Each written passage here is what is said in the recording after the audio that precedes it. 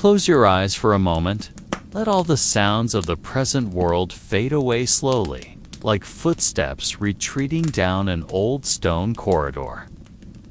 Breathe gently, and imagine yourself not in this era, but far, far back in time, when the passage of hours moved slowly and the sunrise arrived, not to bring hope, but to repeat a familiar suffering. Imagine you are in a small village long forgotten by maps, on the western fringe of a kingdom whose name was once etched in ink and blood. The autumn air slips through the gaps in your coarse wool garments, and the wind from the north carries the scent of smoke.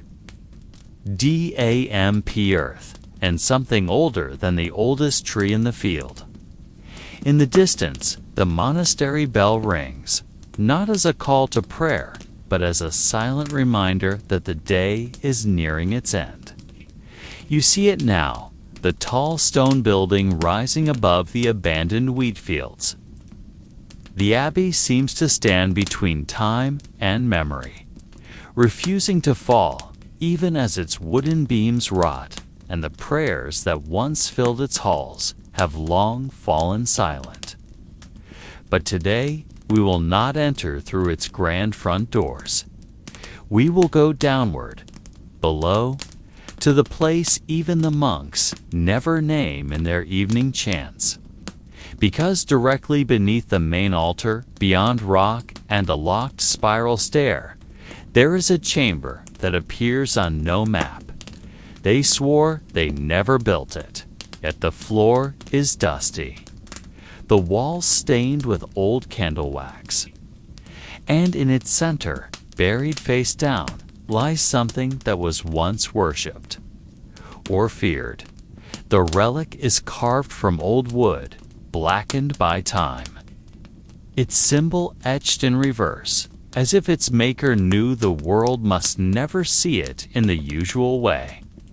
Those who touched it, according to oral legend, were never seen again, not because they died, but because no record, not even a burial prayer, ever mentioned their names again. Tonight, we will follow the story forgotten by history, yet still alive among the stones and the whispers of night. Imagine you come not as an explorer or scholar, but simply as a kitchen servant, summoned one quiet November morning to clean the monastery's cellar. The sky outside is gray, and the drizzle paints cold streaks across cracked, stained glass. An old monk hands you a rusted key without a word, merely pointing toward a stone staircase that no one ever uses. You follow the path, descending the narrow, winding steps slick with moss and age. The oil lamp in your hand flickers, and your shadow dances along the stone walls like a spirit with no name. The air below is colder than above, and the smell, like old cloth once burned, then doused in holy water. You don't yet understand why your mood begins to shift. Not fear, exactly, but a presence something you didn't invite, yet cannot reject. When you reach the bottom, you find an old door without a handle, just slats of wood sealed with melted wax that had long since broken. That is where it begins. Because as you push the door open and step inside, the world you know transforms into whispers and shadows.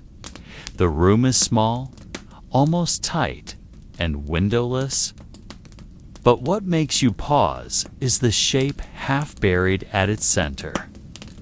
A crude wooden chest, long coated in dust, surrounded by melted candle trails that seem untouched for centuries.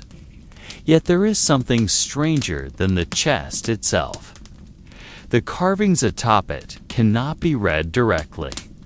Every symbol, whether letters or shapes, was etched in reverse.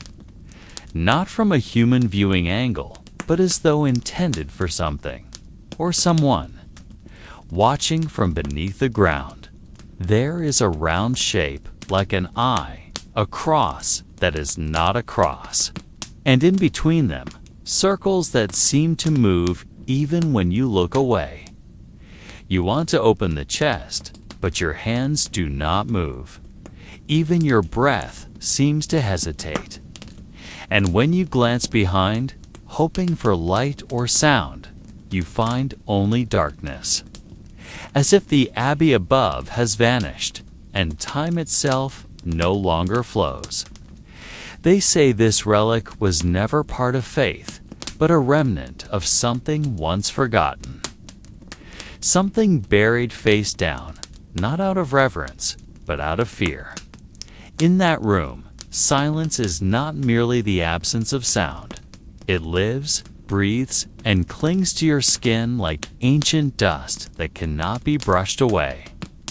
If you remain still enough, you can hear something that does not belong to the upper world, slow. Irregular thumping, like a heart long buried, still trying to beat, though the world has moved on. But no one knows where it comes from. The walls of the room are built from bricks older than any part of the abbey above. Their color is different. The dampness smells different. One corner holds a strange imprint, a symbol once carved and then violently scraped off, as though someone wanted to forget, but failed completely. On the floor, shards of deep red wax form circular patterns that seem deliberate. They don't just drip. They mark paths, directions, and boundaries. Some lines lead straight to the chest, while others form circle within circle. You know this is no ordinary ritual. There are no scriptures, no crosses. But then you notice something stranger still, though it feels like hours have passed since you descended. The abbey's wall clock continues ticking at its normal pace, but the seconds you count don't match the time above. It's as if this place is disconnected, not just in space, but from the flow of time itself. You touch the chest with a trembling finger, and the sensation is colder than any wood you've ever known, as if it holds a temperature not born of this world. In the whispering of your mind, there's an urge to open it, but your body knows before your mind does that you must not. And when you finally pull your hand away, something changes around you. The oil lamp dims, then dies. Yet the room does not fall into darkness. Instead, the walls begin to glow softly, silver-hued, as if painted by an invisible hand. Faint carvings emerge across every surface, and all of them face the chest, as if they are waiting. Not for a person, but for something once sealed, and not entirely dead. No record exists of when exactly the chest was placed there. No construction logs, no architectural drawings mention any additional underground chamber. Even the monks who had lived in the abbey for decades swore they had no knowledge of the room's existence. They claimed never to have seen that small iron door before, as though it had simply appeared. But in the way they spoke, or rather avoided speaking, there was an unspoken fear. One elderly monk, whose eyes always seemed fixed on some distant point, once whispered that every few years when the fog rolled in too fast and the wind moved against, the bells pull faint sounds could be heard from beneath the floor. Like chains being dragged slowly, or claws scraping stone. But he never dared investigate. Everyone who ever tried, he said, was never the same again. There was once a gardener who descended when a foul stench suddenly spread through the lower corridor. He returned hours later, unable to speak, his eyes hollow, fingers clutching tightly to a blood-red scrap of old cloth. He died in his sleep a week later, his body curled as if embracing something. The cloth vanished from his room. The monks silenced the event. They burned the gardener's clothes and sealed the passageway with bricks and prayers. But as you see tonight, that seal has failed. Not by human hands, but by time grown warier, by a deeper will. And now you stand in the center of a room that should not exist, staring at ancient symbols casting faint light, gazing at an old wooden chest planted face down as if the thing inside must never see the sky, or more precisely, as if the sky must never see it. You approach, slowly. Your footsteps echo between the damp old stones, and each breath you take feels heavier than the last. Not from exhaustion, but because the air in this chamber is different, thicker, as if filled with ash and dust, not from the outside world. There is a strange kind of cold, not from temperature, but a chill that feels like your body is being watched by something that has no eyes. The symbols carved into the walls seem to shift slightly at the edges of your vision, though when you look at them directly, they remain still. Some are carved upside down with patterns resembling gouged crosses or circles intersected by slashing lines that look like roots. None of them resembled church symbols or imperial emblems. They are older, far older. The wooden chest at the center of the room is not simply placed there. It is embedded directly into stone. The soil around it is dense, as if doused with brine and sealed with clay. And its surface is different. Not smooth like ordinary coffins, but covered with carvings that form faces, not just one, but hundreds. Tiny faces grimacing, mouths open, running along its wooden length like the hurried work of hands that never had time to finish their tale. None of the faces are smiling. All appear to be silently screaming, and all face downward, as if commanded to avert their gaze.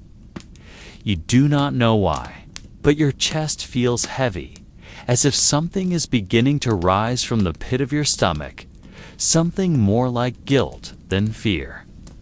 Was this the same sensation the monk once felt when he touched the red cloth? Is it the same dread that caused this corridor to be sealed and forgotten? But why wasn't it destroyed? Why did they choose to hide it rather than erase it? Imagine the first night after the coffin was buried facing down. The monastery lay silent, with low roofs and corridors lit only by flickering oil from castor lamps. No one spoke. No one slept soundly. The monks sat in silence on their hard wooden chairs, hands clasped in their laps. Eyes fixed to the floor, lips moving but voiceless. No bells were rung that night. No psalms were sung. One of them vanished after the burial. Not into the forest, not escaped to the village. His name disappeared from the prayer book. His seat at the dining hall was left empty, and the tiny portrait of his face on the Brotherhood shelf was removed, gently taken down and burned. The ash from its wooden frame was wrapped in black cloth and buried in the back garden, beneath the thorn bush, without a marker, without a rite. He was erased, not released. From then on, the nights in the monastery grew heavier. No crickets, no wind passing through the windows, only the sound of soft steps, sometimes above, though there was no room in the attic. Some monks began speaking in their sleep, not in Latin, not in their mother tongues, but in voices soft and broken, like someone remembering a nightmare that was not their own. 3 weeks later, the monastery's cats stopped entering the chapel. They gathered outside, meowed at the windows, then vanished one by one. Never returned. The owls that used to perch on the tower never came again.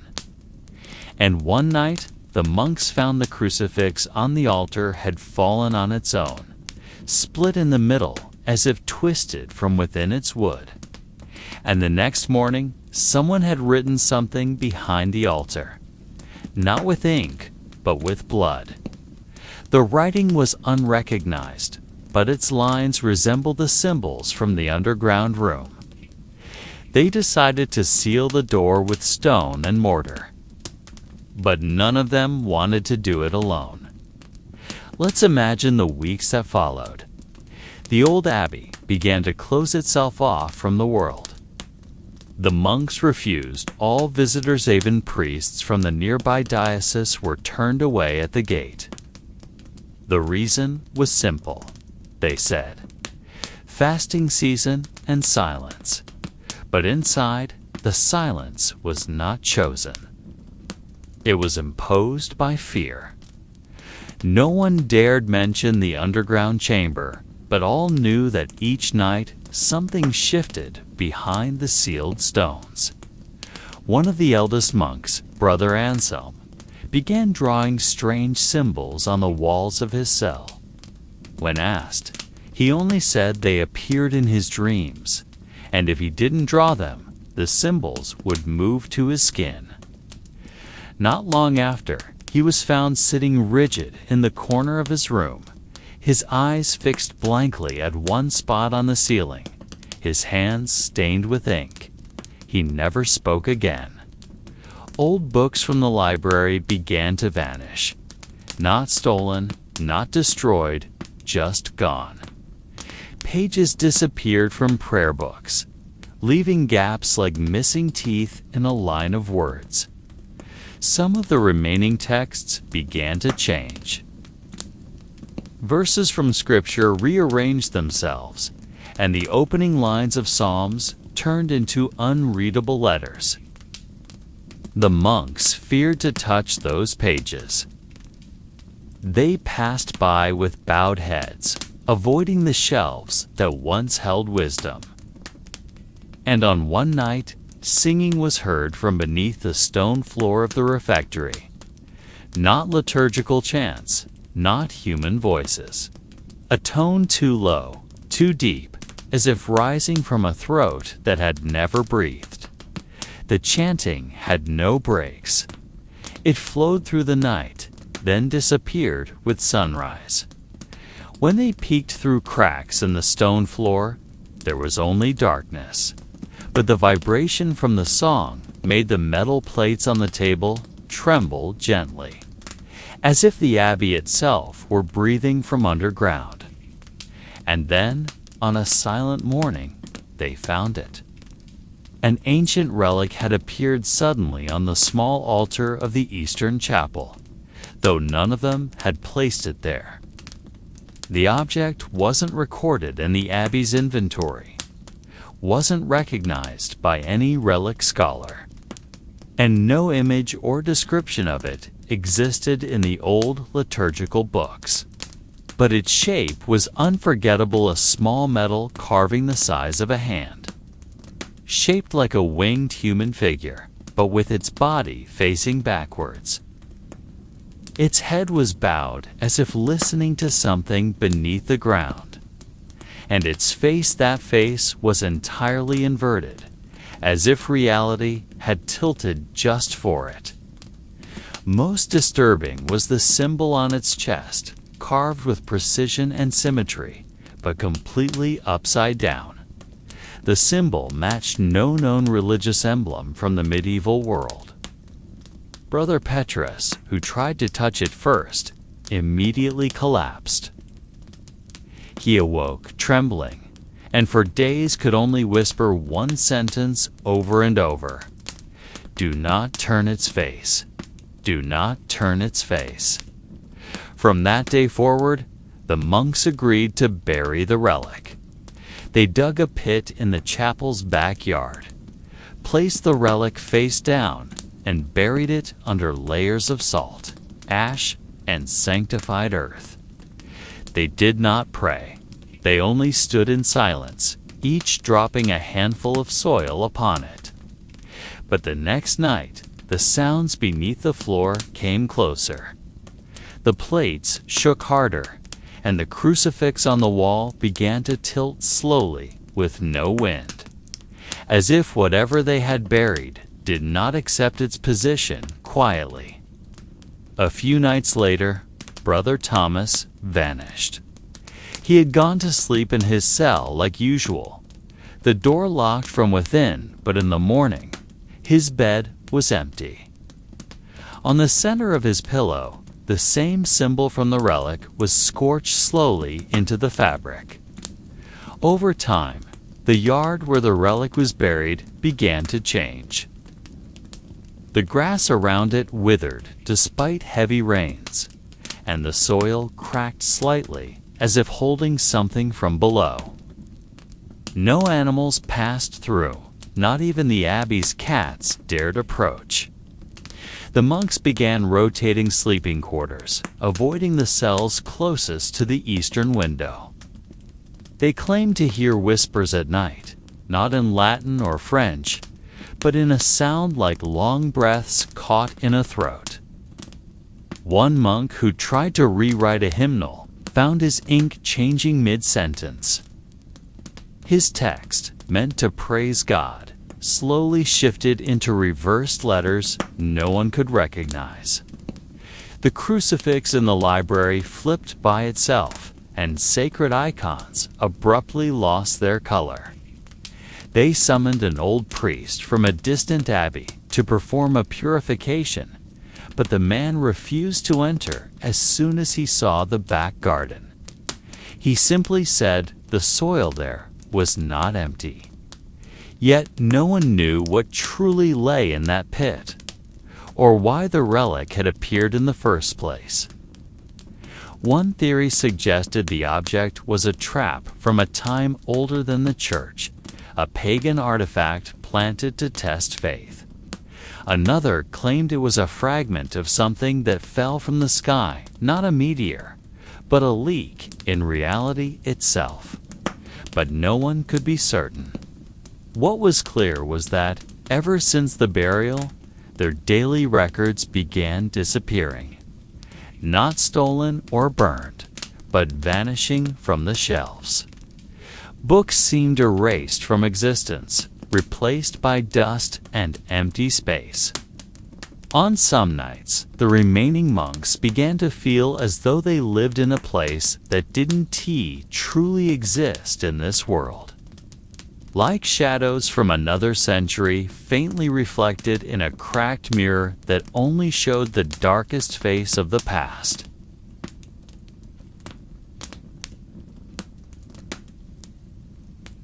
On a winter night, as fog wrapped around the entire abbey and the bells remained silent, though the hour had passed, a young monk awoke to the soft rustling sound coming from the direction of the yard. He thought it was just the wind, but the air in his cell felt too cold, as if something had opened a crack between the outside world and himself. He wrapped his wool robe tighter and slowly made his way down, carrying only a small lantern that trembled more from fear than the night air. His steps were nearly silent as he passed through the dark stone corridors, and every wall seemed to be watching. When he reached the edge of the yard, he saw something he couldn't explain. The soil where the relic had been buried was now slightly open, as if breathing. A thin vapor rose from the gap, not smoke from fire, but a mist that pulsed with warmth. Within it was a faint light, like the flicker of candlelight reflected on rippling water.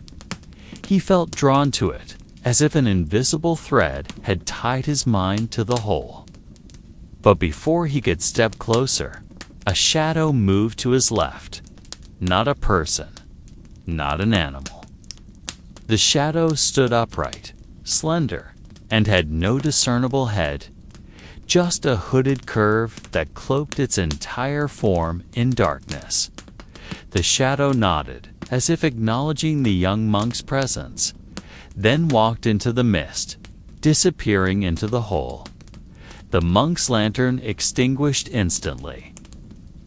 He awoke in his bed the next morning with no memory of returning to his cell. But from that night onward, he could no longer write, read, or speak without slipping into a word he didn't understand. The word appeared in prayers, in sleep, in murmurs. A word that seemed to come from deep beneath the earth, from a breath held for centuries. Days passed, and the young monk began to slowly lose himself. Every line he wrote when copying the sacred texts altered in meaning, deviating from the original.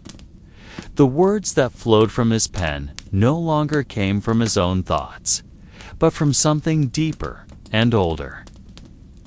He tried fasting, praying, begging for forgiveness. But even his prayers sounded strange to his own ears, like echoes from a place that gave no reply. The senior monks began to notice his movements grew sluggish, his eyes vacant, and his smiles never reached the edges of his face. But because he committed no harm, they simply believed he was undergoing a trial of faith. Until one night, he vanished. No footsteps, no open doors. Only one thing was found on his desk, a sheet of paper with writing that spiraled endlessly, without a beginning or end, like an unbroken chant. In its center, a small symbol, the same carving as the one etched on the inverted relic. But this time, the symbol was drawn in red ink that had not dried. They tried burning the paper, but the fire would not catch. Immersed in water, it floated on the surface without absorbing a drop. And every night after that, from the yard where the relic was buried, a whispering sound could be heard. Always a single word, the same one that had once slipped from the young monk's mouth. No one knew its meaning. Not a single language in the scriptures or ancient texts contained it. But the more they heard it, the deeper the silence felt. As if the world was merely a thin surface, and something beneath was waiting for its moment to rise. Now the monastery has become a place spoken of only in hushed murmurs, even by young monks visiting from other abbeys.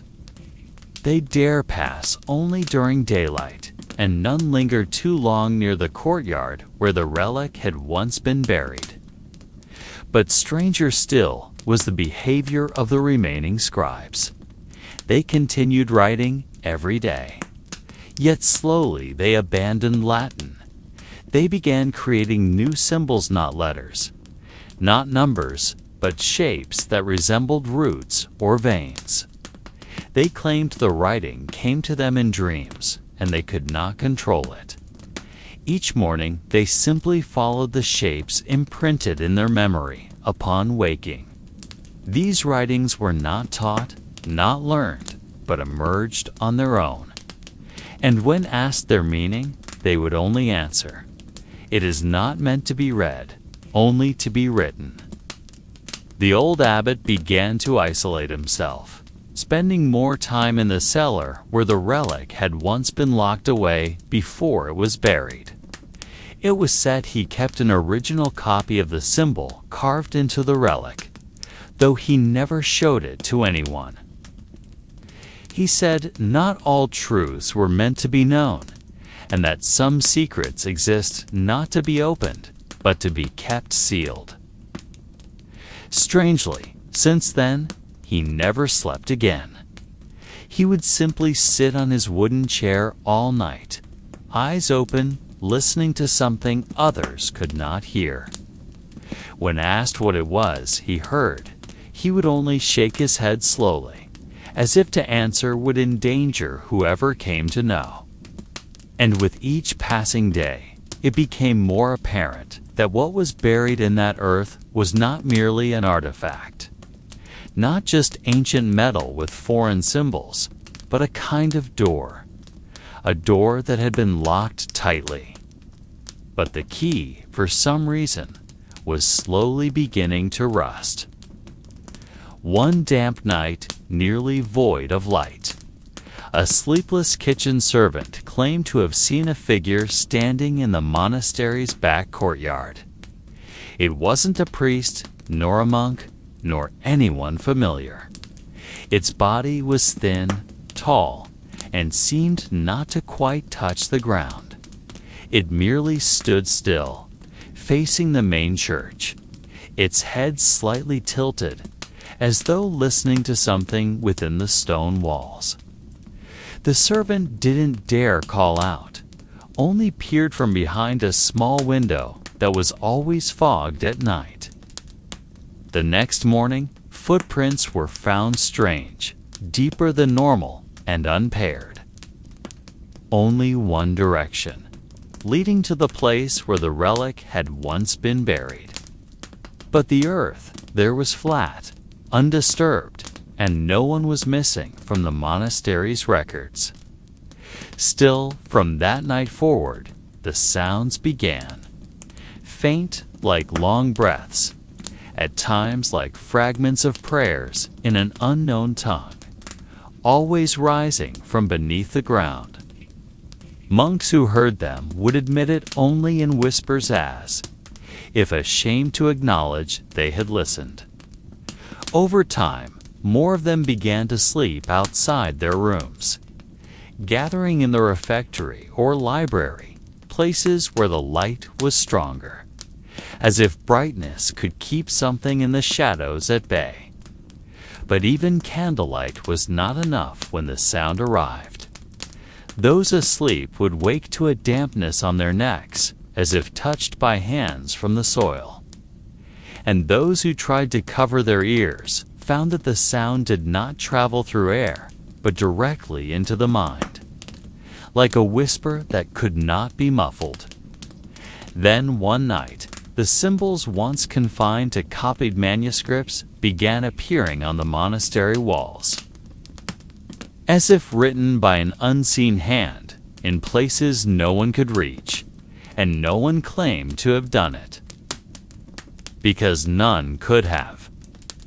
Imagine you are a young monk, freshly sworn to silence, a novitiate, still unfamiliar with the world, now hearing whispers from the floor that should be sacred. Your prayer room becomes an echoing stillness filled with something inexplicable. You try to stay busy, sweeping corridors with slow movements, arranging manuscripts with trembling fingers, whispering prayers while holding your breath. But the more you try to ignore it, the closer the sound comes. There are no words, only rhythms, like an old chant never taught. And when you glance at the window pane, you see your reflection standing, but your head is missing. From that moment, sleep becomes a burden. The monks begin to take turns keeping watch, not for safety from outsiders, but from something they cannot comprehend. Every third hour of the night, the bell sounds slightly different, slightly hoarse, slightly delayed, as if no human hand rings it anymore. In the underground chamber where the relic was once buried, the stones forming the floor begin to change color. Not cracked, not broken, but blackened as, though burned from within. one by one, the pages of ancient manuscripts in the library begin to vanish. Not stolen, the parchment remains, but the letters within disappear, as if erased by the air. And always only the parts connected to the relic. Even the oldest monk who had lived in the abbey before the century changed minted he did not understand what was happening. He only knew that once there had been an object kept too deep, too dark, and never named. He also knew there was a reason it was buried facing downward, because if that symbol ever faced the sky, it would see us. And if it saw, it would awaken. The nights grew longer not by time, but because the mind could no longer stay still. Even the most devout among them began avoiding the prayer room. They claimed illness, being too busy copying scriptures, or simply exhaustion, but everyone knew the real reason. They were afraid. Behind the stone walls that once offered protection now dwelled something that felt as if it were staring back. Some monks began recording their dreams on secret scrolls, tucked beneath their beds, hoping one day to compare them. What was unsettling was how similar those dreams were.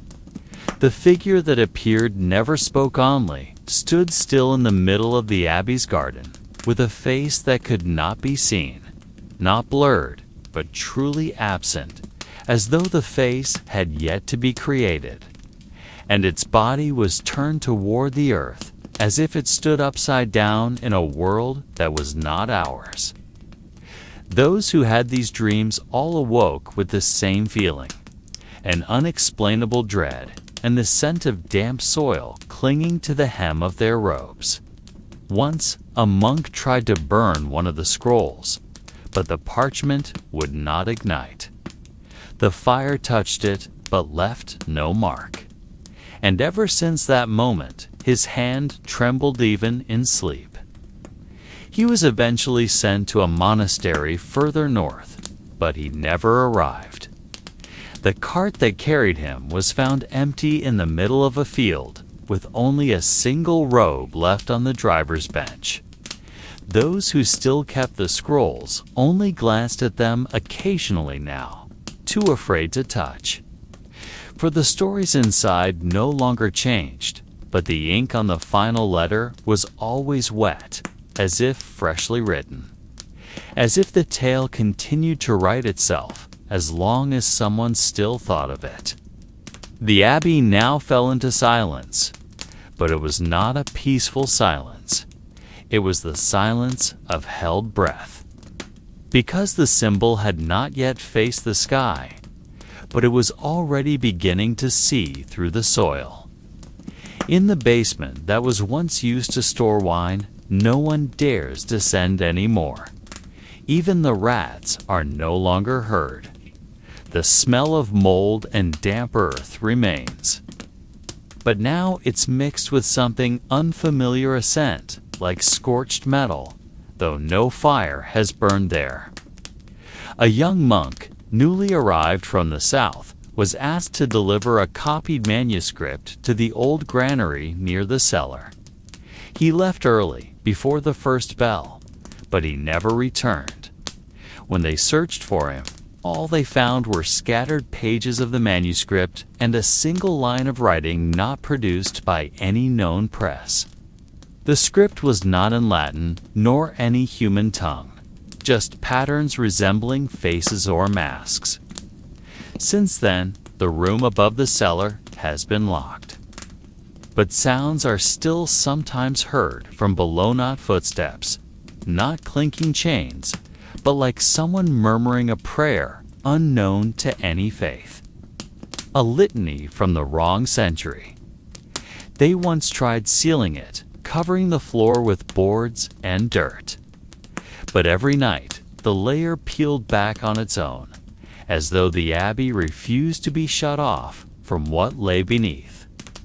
One elderly monk, who secretly copied old manuscripts on medieval church architecture, discovered something strange.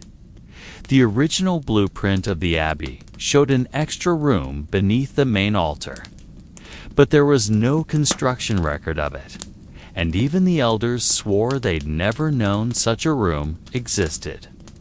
Oddly, the room in the diagram had no name, just a downward-pointing cross. And the more the old monk studied the drawing, the more he heard faint whispers behind his copy's parchment walls. Until one day, he wrote a final sentence at the end of his transcription, not a scripture verse, but a warning. Do not let anyone redraw this plan. For every line added is another door for something not yet finished waking. Let us imagine one night while a light rain fell over the abbey courtyard. An apprentice tasked with clearing out leftover prayer candles accidentally dropped his keys through a crack in the floorboards of the prayer room. Not wanting to be scolded, he quietly went down with a small oil lamp.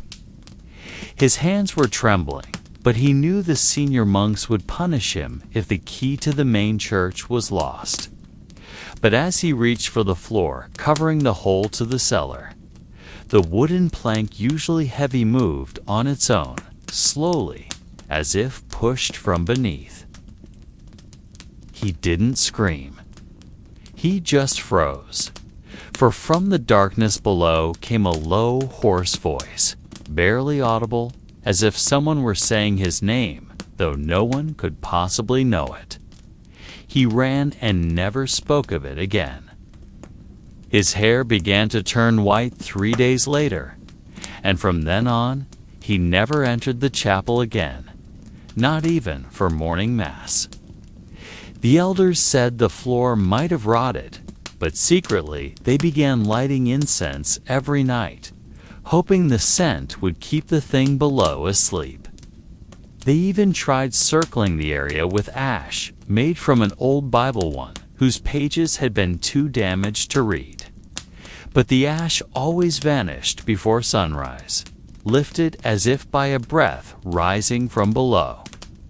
Over time, they began to realize that the buried chamber wasn't empty.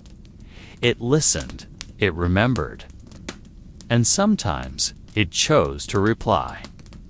No one knew whether the space was deliberately built or simply emerged from something that couldn't be contained. But every night, as the third bell tolled, the monks who slept too close to the cellar would dream the same dream-vision of a stone hand reaching from a wall calling to them. One by one, without words, only gestures, and the shadow of a face carved upside down on the ceiling of another world. In the monastery's Everdime dining hall, there was a single floor stone that no one ever stepped on. It wasn't written in any rule, never mentioned in scriptures, but everyone knew. Even when guests arrived and happened to stand on it, the monks would gently shift their gaze and kindly suggest a different seat. The stone was cold even during summer, and its shape slightly sunken, like the socket of an eye staring upward. When night fell and northern winds slipped through the cracks of the old wood, a breath-like sound could sometimes be heard rising from the gap beneath. Not loud, not intrusive, just too human to be coincidence. No one ever admitted to digging beneath it. But a very old note, locked in a vault, written by a trembling hand, once stated that the stone sealed something that must never be reopened. Not because what lay inside was dangerous, but because what was outside was too fragile to witness it. Around the stone, candles never stayed lit for long. The walls remained damp. And strangely, every footstep sounded twice when crossing that space. Once in the ears, once in the chest. As if the ground beneath still breathed, still echoed, still ... waited. but waited for what? No one dared to guess. Even the most devout would avoid sleeping alone if the dining hall had to be crossed at night. A page from the Book of Psalms was once found tucked beneath a candle that had never been moved. A strand of golden thread, not belonging to any monastic robe, appeared neatly coiled in the altar's corner. No one asked too much. No one investigated too deeply. As if all already understood that trying to understand too much would cost more than just peace of mind. Because every attempt to record it, every effort to write the strangeness in prayer journals or weekly reports ended the same. The writing would fade. Ink turned into pale blotches. Even the paper itself seemed to rot overnight. Objects found, if kept, would disappear by morning. If burned, their ashes remained cold and heavy. If buried, the soil above them would never settle flat again, as if all of it wanted to be forgotten by the world, but not by something still alive beneath. And on certain nights, when the moon was hidden behind clouds and the air grew too silent to be natural, something knocked from within the ground. 3 slow knocks. Too deep for rats. Too rhythmic for roots. Too patient for man. The monks remained silent. No one responded. They only prayed faster, clutched their crosses tighter to their chests. Sometimes 1 or 2 would glance toward the place where the basement door had once been, but they said nothing. Because words about that place felt like prayers in the wrong direction, prayers that opened instead of closed. Among the neatly stored pages in the monastery's archive room, there was one manuscript with no title. Its pages were thin and fragile, stained with candle wax and smudged with fingerprints. The writing within wasn't orderly like the others. The letters leaned to the side, as if written by someone who kept glancing nervously behind them. The language wasn't pure Latin, nor any local dialect, but a mixture of symbols and twisted spellings, perhaps to conceal the meaning, or perhaps because the writer was no longer thinking clearly. On the first page, only one sentence remained legible. I kept it myself because no one dared touch it again. It wasn't clear what was kept or who wrote it, but in the following pages, there were crude illustrations, not the usual embellishments, but more like confessions and drawings. A robed figure sat with its back to the altar.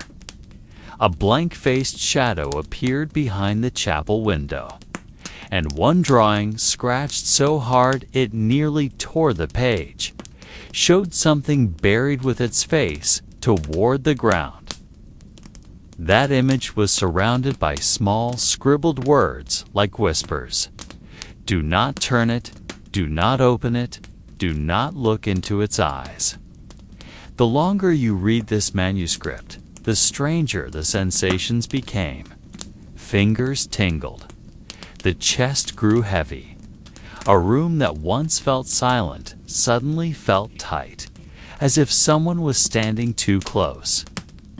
No monk ever claimed to have written it, yet some said they found it open in the morning, even though no one had touched the shelf the night before. Sometimes one page would vanish. Sometimes it would reappear with a new drawing. And each time there was always the same warning in a different form. Do not turn it. Do not open it. Do not look into its eyes. Imagine waking up one night in the 14th century in your narrow cell at the upper level of the abbey. The stone walls around you feel cold and damp. The fire in your small hearth has long gone out. The air is freezing, biting through to your bones. Outside, light rain falls steadily, creating a weary rhythm on the thatched roof. But that's not what woke you. There's a faint sound that doesn't belong to the night's music. A sound like fingernails scraping against stone. Soft, rhythmic, too deliberate to be chance. You sit up slowly, listening. The sound stops. Then light footsteps echo in the corridor, though there's no night patrol scheduled. You step out with a small lantern. The flickering light dances across the walls, casting long, crooked shadows like bony fingers that shouldn't exist. No one is there. But the door to the cellar, which should be sealed with iron chains, stands slightly ajar, just a few fingers wide. A draft from below carries the scent of old metal and damp earth, like a grave forcibly opened. As you draw closer, the hinges creak by themselves, as if inviting. The steps descend seemingly without end, and at the bottom, not the usual storage chamber, but a stone corridor no one's ever seen. Its walls are covered in ancient carvings, not religious symbols, but strange shapes that resist identification. There are figures with their faces veiled, hands holding keys, and on the western wall, a massive bent figure with its face obscured by many crossed lines. Beneath it, written in faded black ink, it does not sleep. It only waits. No sound, no light. Only a hallway that stretches deeper than logic allows. And in that stillness, one breath is heard. Not from your body, but from the direction of the mural. The next morning, you remain silent. Your tongue feels heavy as you sit with the brothers in the quiet dining hall. You dip stale bread into a thin soup that holds more water than taste. No one notices your pale skin or trembling hands.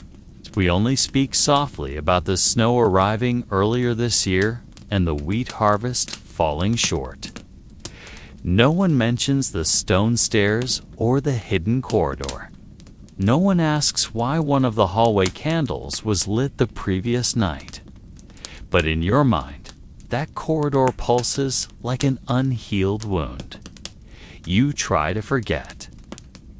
But each night, the footsteps return.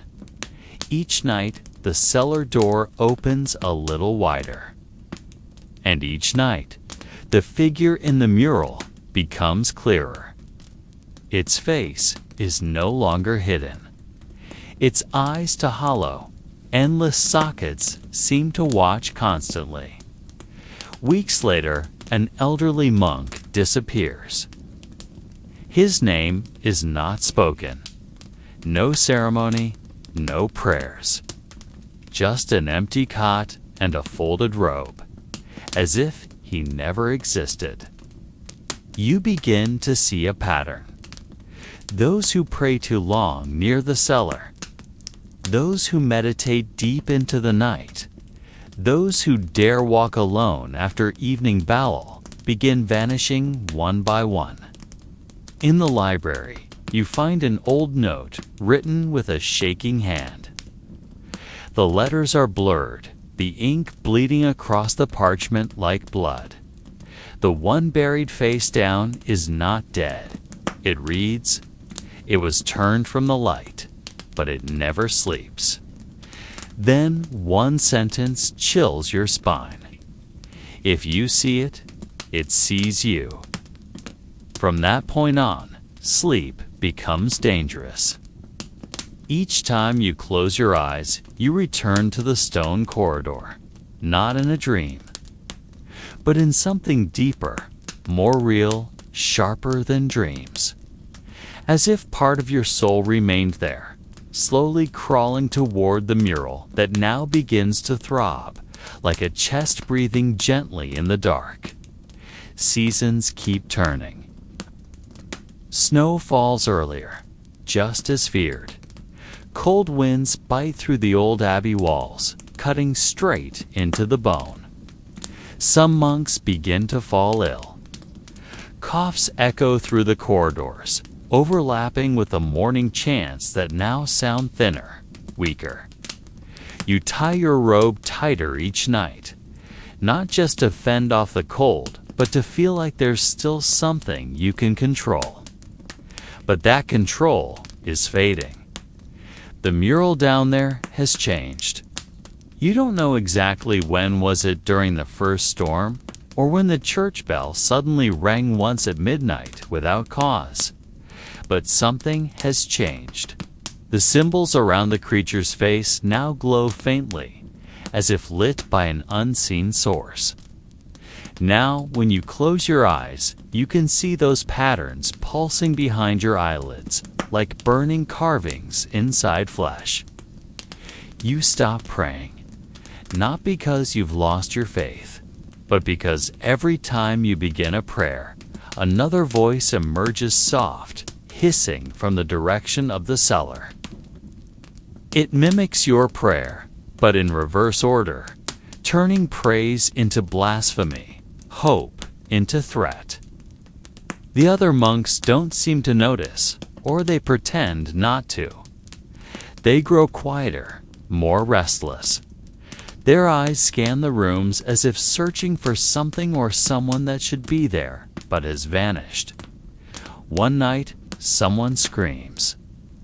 A cry that shatters the silence like a war bell.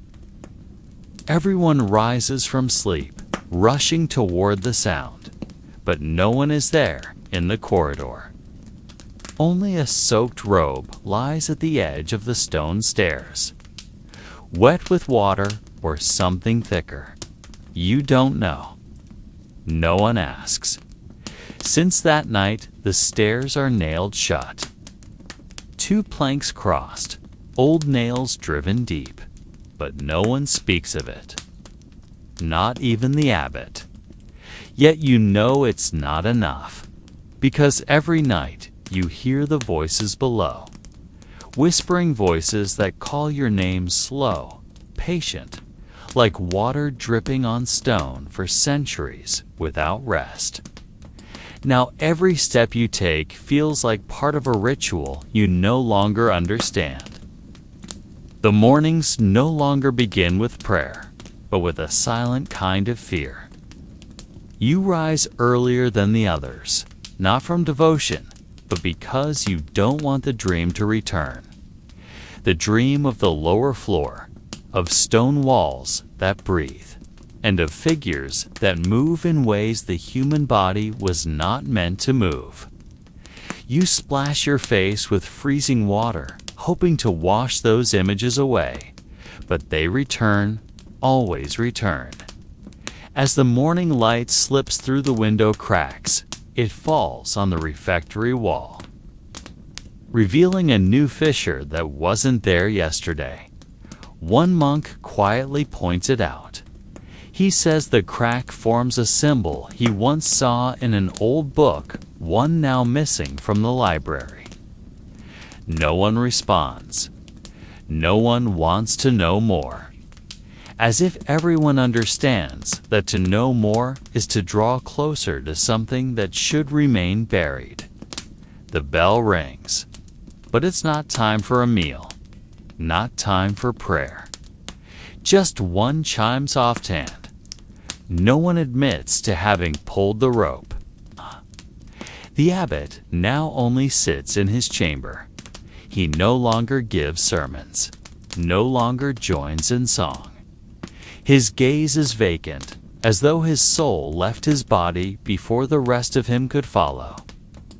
At night, when the wind blows from the west direction, it shouldn't come from in this season you hear something clearer. Not just voices, but a tune. A low, unfamiliar melody in a language you do not know, but that feels like something you once heard in another life. And the more often the melody returns, the more monks disappear. Not dramatically, not with blood or struggle. They are simply not there when morning comes. Their names are no longer spoken. Their cells are quickly reassigned. And the cracked wall grows a little darker. On the 42nd night, you wake to a different kind of cold. Not wind, not temperature, but something that pierces from inside your chest, like the air is being pulled out of your body. Your cell window is closed, the door locked, yet the air feels like it's from beneath the earth, like inside a cave, a tomb. You sit up slowly, heart beating slowly, and you realize the sound is back. But this time, not from a distance. It's coming from beneath your floor. The melody is clearer, softer, and it sounds like whispers from 1,000 mouths speaking all at once, but never in unison. You do not move, you only listen. And within that sound, there is a name your own, repeated slowly, as if calling, as if asking you to open something that had long been sealed. In the morning, no light comes through the window. The sky is heavy, and the fog hangs at chest height. Every monk walks more slowly, more quietly, and no one greets one another. Someone is found standing in the stone courtyard, facing the monastery wall, unmoving, eyes wide open, body stiff as if standing there all night. When touched, he falls, his body light like an empty shell. The monks carry him to the back room, but no one buries him. They just lay him in the room once used to store forbidden texts. Beneath him, the floor begins to split. A fissure shaped like an inverted symbol. No one speaks a word. They only stand, heads bowed, listening to something not in the air, but pulsing within their bones. Something is rising, but not from above, not from outside. Something that had been buried, not because it died, but because it was never allowed to live completely. And now, after enough time and enough names whispered in directionless prayer, it has begun to find its voice. Through the walls, through the cracks in the floor, through the bodies of those who long ago lost their will, the bell no longer rings. No chime to mark the hours, no call for meals or prayer. As if time itself has stopped spinning within this monastery, and all who remain alive do so out of habit, not purpose. The monks walk without direction. Some now sleep in the dining hall. Others crouch in the corridors as if waiting for something to come from the end of the hall. No one speaks the name of God. Even the small crucifixes once hanging on the walls have been removed. In the scriptorium, the ink inside the bottles has dried without being touched. And in the inner courtyard, grass grows rapidly, unnaturally fast, covering the stone tiles in circular patterns like a spreading wound. One of the elder monks is found drawing with chalk in his cell not scriptures, but symbols. Always the same symbol, the one that had once been carved upside down into the relic buried face. Down, the symbol has returned, whether in dreams or in whispers, and those who see it cannot forget it. No more food is cooked. The water from the well turns bitter. The livestock flee their pens and vanish without a trace. No footprints, no blood. Just silence, thicker than before. One night, the monks begin to shut their cell doors not with regular latches. but with makeshift wooden crosses nailed together from pieces of chapel benches. Some even scrawled messages in charcoal on the outer wall of their doors' apologies. Confessions or cryptic phrases like "Do not open this door" or "He has returned." No explanations. Only repeated patterns that spread like infection in a ritual. As if this building has become something else, not a house of God, but a waiting room for something that has not yet fully revealed itself. And they, its inhabitants, are no longer servants of faith, but silent witnesses to a drama they cannot understand and cannot escape. Several weeks later, strange stories began to circulate through the nearby villages. A lost shepherd claimed he saw light from inside the abbey, even though no window was open. A passing farmer heard singing, but the melody was unfamiliar and the lyrics were not in Latin. A boy who dared to approach returned home mute for 7 full days.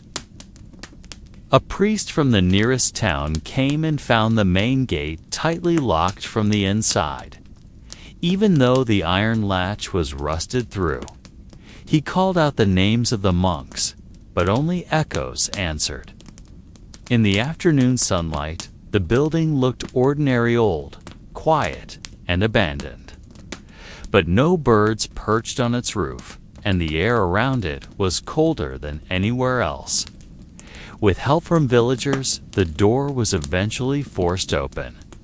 The scent of dust and spent candle wax poured out, but no signs of life were found. The rooms looked frozen in time. In the dining hall, plates were still arranged, but covered in mold. In the chapel, the altar had been pried open, and strange symbols were scratched beneath it. Not a single monk remained. No bodies. Just an odd silence, broken only by faint rustling sounds from within the walls. One villager who explored the underground ran out with a pale face and hair turned white. He said only that he saw something moving, not human, and that the room below should not exist. The object once called the Relic was nowhere to be found. All historical records, prayer books, and manuscript copies were missing from the library, as if the abbey was trying to erase itself from the memory of the faithful. And strangely, from that day on, every map redrawn in this region no longer included the abbey, as if the land itself refused to be marked. Or perhaps something beneath it had taken control of its name and its form. In the nights that followed, the nearby villages fell silent earlier than usual. Doors were shut tightly before the sun fully dipped below the horizon, and children were forbidden to stray too far from home. No one wanted to speak the abbey's name. Even the village priest, who once led prayers for the safety of the monks, now avoided the subject entirely. Only the wind sometimes carried the faint sound of a small bell, as if from a place no longer part of our world. Every few years, a curious traveler would ask for directions to the ruins. But they rarely returned, or if they did, they were quiet, withdrawn, and often stared long into the distance. The abbey still stands beyond the low forest, unchanged, as if time does not touch it. But no grass grows around it. No insects, no animal tracks. Just cracked dry earth and a faint scent of burnt wax that never fades. In the whispers of the elders, it is said that the object once called the Relic was never meant to be found. It is a reminder of something that should not be named. Its inverted carving was not a warning, but a seal. And when that seal was disturbed, not only history shifted, but the world we know with it. So close your eyes tonight. Let the present world drift away slowly. If you feel the air grow slightly colder and time pass just a bit slower, do not worry.